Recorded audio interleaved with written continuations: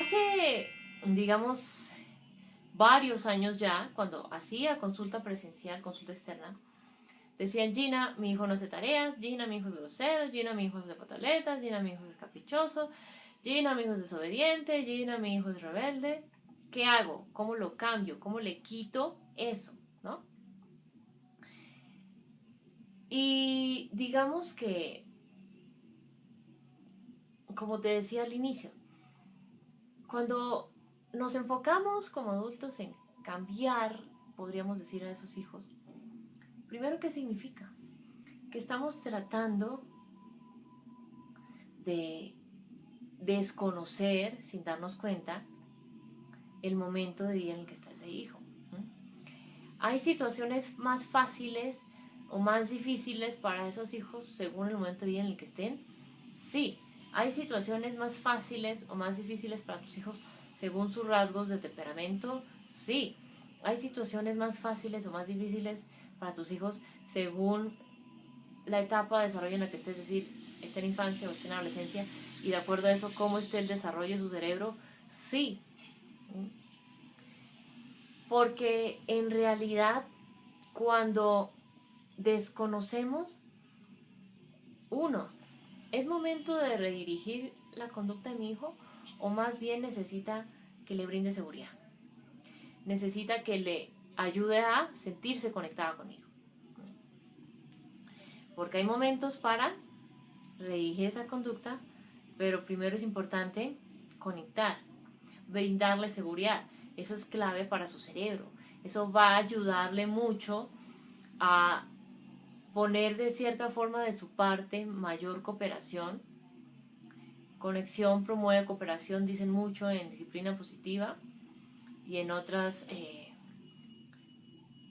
áreas similares. Y es cierto. Buscar cambiar la conducta de tus hijos nos hace desconocer que, ok, que desde mi mirada de adulto puede que esa situación, ay, no es para tanto, ay, no es la gran cosa, ay, a mí me pasan cosas peores, ¿no?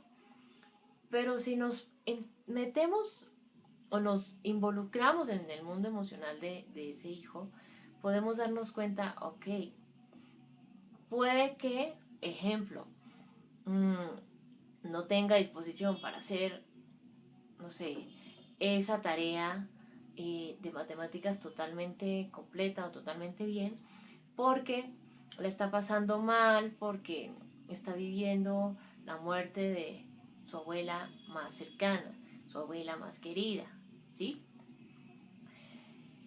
Entonces, cuando desconocemos el mundo o el momento en el que está, desconocemos esa experiencia que está pasando, podríamos decir que sin quererlo y sin buscarlo caemos en invalidar la experiencia de ese hijo.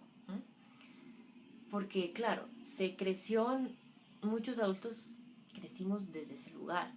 Pero la idea con esto no es, ok, darse látigo ni nada, sino sí ser consciente para darnos cuenta de dónde vienen esos automáticos, ¿sí?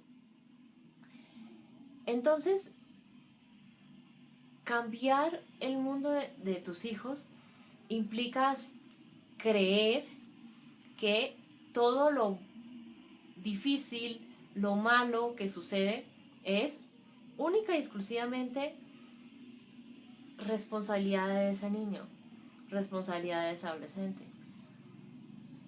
Y en realidad no es así, ¿cierto? No. Entonces, esto es clave tenerlo en cuenta porque en realidad, digamos que al buscar cambiar a esos hijos, podríamos tener una parte muy pequeña de la situación que estamos viviendo resuelta, pero no logramos resolver todo. Y sé que si estás aquí, te has dado cuenta que al enfocarte en solo cambiar algo con tus hijos, pues no, tal vez tienes cambios, pero solo por un tiempo corto, pero no son cambios estables, permanentes a lo largo del tiempo. Entonces es importante tener eso en cuenta.